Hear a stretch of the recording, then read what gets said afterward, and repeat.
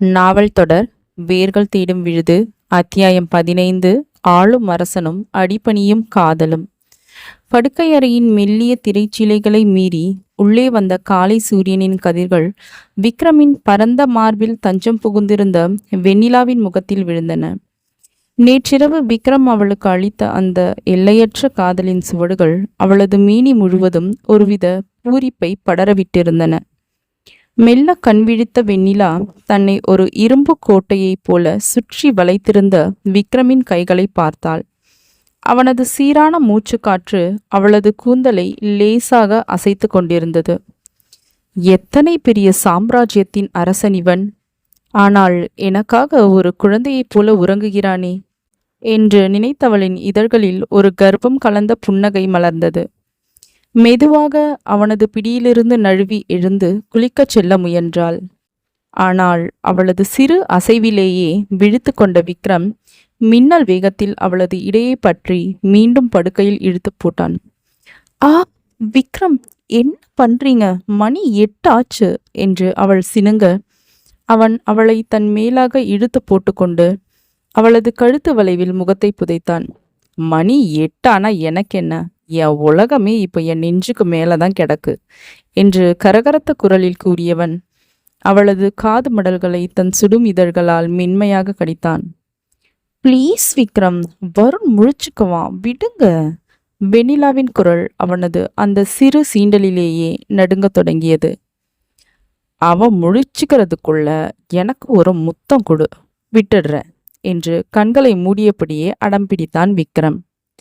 வேறு வழியின்றி வெண்ணிலா அவனது கன்னத்தில் லேசாக உதடுகளை பதிக்கப் போக சடாரென திரும்பிய விக்ரம் அவளது இதழ்களை மிக ஆழமாக சிறைப்பிடித்தான். அவனது எதிர்பாராத அந்த தாக்குதலில் வெண்ணிலா முழுமையாக கரைந்து போனாள். அவனது சுடும் மூச்சுக்காற்றும் அதிகாலை தீண்டலும் அவளை மீண்டும் ஒரு காதல் மயக்கத்திற்கு தள்ளின. காலை உணவு மேஜை. வெண்ணிலா சுட சுட இட்லியும் சட்னியும் பரிமாறிக் கொண்டிருந்தாள். விக்ரம் வருணுக்கு தன் கையாலேயே ஊட்டிவிட்டு கொண்டிருந்தான்.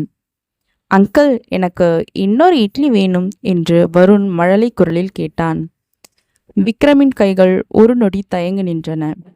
அவன் வருணின் முகத்தை அத்தனை வாஞ்சையோடு பார்த்து, வருண், இனிமே என்ன அங்கிள்னு கூப்பிடக்கூடாது கண்ணா, அப்பான்னு கூப்பிடுவியா என்று ஒருவித தவிப்போடு கேட்டான்.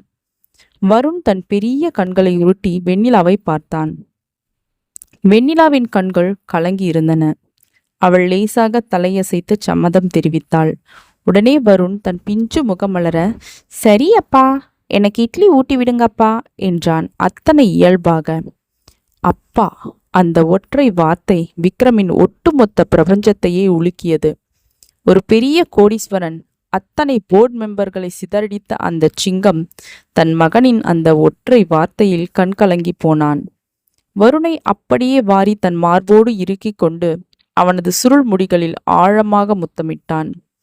இந்த காட்சியை கண்ட வெண்ணிலாவின் நெஞ்சம் முழுமையாக நிறைந்தது. தன் மகனுக்கு கிடைக்காது என்று நினைத்த ஒரு மாபெரும் உறவு இன்று அத்தனை அன்போடு அவனை காக்க தயாராகிவிட்டது. அதை கண்டு அவளது தாய்மை பூரித்தது. விகே குரூப்ஸ் தலைமையகம். ஆபீஸில் விக்ரமின் அதிரடிகள் தொடர்ந்தன. அவனது அறைக்குள் பிரகாஷ் சில முக்கிய ஆவணங்களோடு நுழைந்தான்.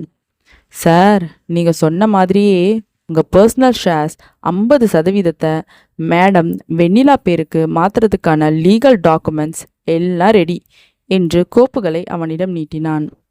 விக்ரம் அதை வாங்கி ஒரு முறை படித்துவிட்டு தன் கையெழுத்தை கம்பீரமாக போட்டான். இனிமே இந்த கம்பெனியோட சரி பாதி உரிமையாளர் என் பொண்டாட்டி வெண்ணிலா தான் பிரகாஷ்.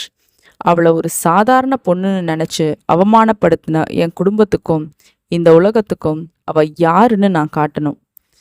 அடுத்த போர்ட் மீட்டிங்கில் அவளை புது டைரக்டரா இன்ட்ரடியூஸ் பண்ண போறேன். அப்போது விக்ரமின் போன் ஒலித்தது. திரையில் அம்மா என்று வந்திருந்தது. விக்ரம் சாதாரணமாக போனை எடுத்தான். மறுமுனையில் மீனாட்சி அம்மாள் கோபமாக கத்தினார். என்னடா பண்ணி வச்சிருக்க? தர்மராஜ வெளியே அனுப்புனது சரி, அதுக்காக ஒரு அனாதை பொண்ணு பேருக்கு விகே குரூப்ஸோட ஷேர்ஸை மாத்துவியா? உனக்கு என்ன பைத்தியம் பிடிச்சிருக்கா? விக்ரம் அத்தனை நிதானமாக ஆனால் இரும்பை போல் உறுதியான குரலில் கூறினான். அம்மா, நீங்க என்னை பெத்த தாய். உங்களுக்கு எப்பவும் என் மேல மரியாதை உண்டு. ஆனா என் பொண்டாட்டி அனாதை இல்லை. அவ பிகே சாம்ராஜ்யத்தோட மகாராணி. இனிமே அவளை பத்தி ஒரு வார்த்தை கூட தப்பா வந்தாலும் நான் மகங்கிறதே மறந்துடுவேன் என்று கூறிவிட்டு பதிலை எதிர்பார்க்காமல் போனை துண்டித்தான் விக்ரம். எந்த வன்முறையுமின்றி தன் அதிகாரத்தாலேயே தன் காதலிக்கு ஒரு மாபெரும் அரணை கட்டி எழுப்பினான் அந்த வீரன். மாலை இருட்டியது. பண்ணை வீட்டின் சமையலறையில் இரவுக்காக சப்பாத்தி திரட்டி கொண்டிருந்தாள் வெண்ணிலா. மாவு அவளது கன்னத்தில் லேசாக படிந்திருந்தது. திடீரென பின்னால் இருந்து வந்த விக்ரமின் வலிமையான கைகள் அவளது மெல்லிய இடையை அத்தனை இறுக்கமாக வளைத்து கொண்டன. அவனது சுடும் முகம் அவளது கழுத்து பகுதியில் புதைந்தது. ஆ விக்ரம், பயந்துட்டேன், எப்ப வந்தீங்க என்று அவள் துள்ள, என் ராணியை பார்க்காம ஆபீஸ்ல எனக்கு மூச்சு முட்டுதுடி என்று முனகியவன் அவளது கன்னத்தில் ஒட்டியிருந்த மாவை தன் உதடுகளால் துடைத்து முத்தமிட்டான். அவனது அந்த செய்கையில் வெண்ணிலாவின் உடல் ஆணிவேர் வரை சிலிர்த்தது. யாராவது பார்க்க போறாங்க, வருண் எங்க என்று பதறினாள். அவன் டிவி பார்த்துட்டு இருக்கான், நான் என் பொண்டாட்டிய பார்க்க வந்திருக்கேன் என்றவன் அவளது கைகளில் அந்த சொத்து பத்திரத்தை திணித்தான். இது இது என்ன? வெண்ணிலா புரியாமல் கேட்டாள். இந்த சாம்ராஜ்யத்தோட சரி பாதி இனி உன்னோடது. பிகே குரூப்ஸோட டைரக்டர் நீ என்று அவன் அத்தனை பெருமையோடு கூற வெண்ணிலா அதிர்ச்சியில் உறைந்தாள். விக்ரம், எனக்கு இதெல்லாம் வேண்டாம், எனக்கு நீங்க மட்டும் போதும் என்று அந்த பேப்பரை திருப்பி தர முயன்றாள். எனக்கு தெரியும் உனக்கு எது வேணும் எது வேணான்னு. ஆனா உன்னை யாரும் தப்பா பேசக்கூடாது. உனக்கு ஒரு கௌரவத்தை அதிகாரத்தை கொடுக்கறது ஒரு புருஷனா என்னோட கடமை என்றான் அத்தனை காதலோடு. அவனது அந்த அன்பின் ஆழத்தை கண்டு வெண்ணிலாவின் கண்கள் கலங்கின. உங்களுக்கு எப்படி நன்றி சொல்றதுன்னே எனக்கு தெரியல விக்ரம் என்று நெகிழ்ந்தாள். நன்றியெல்லாம் வேண்டாம் என்று குறும்பாக கண்ணடித்த விக்ரம் அவளை அப்படியே தன் நெஞ்சோடு சாய்த்து அவளது காதருகே குனிந்தான். அந்த பேப்பர்ஸ்ல கையெழுத்து போடணும், ஆனா இப்போ இல்லை. என் கைகள் இப்போ வேற ஒரு வேலையா இருக்கு என்று கிசுகிசுத்தபடியே அவளது சேலையின் மேல் அவனது விரல்கள் மாயாஜலம் செய்ய தொடங்கின. விக்ரம், சப்பாத்தி தேய்க்கணும் என்று அவள் மூச்சு வாங்க முனக, சப்பாத்தியெல்லாம் அப்புறம் தேய்ச்சிக்கலாம், இப்போ நான் உன்னை தேய்க்க போறேன் என்று அவளை அள்ளைக்காக தூக்கி கொண்டு படுக்கையறையை நோக்கி நடந்தான் விக்ரம். அவனது மிடுக்கான ஆண்மையும் அவளது சிலிர்க்கும் பெண்மையும் கலந்து அந்த வீடே காதலின் இருப்பிடமாக மாறியது. மீண்டும் அடுத்த அத்தியாயத்தில் சந்திப்போம். நன்றி.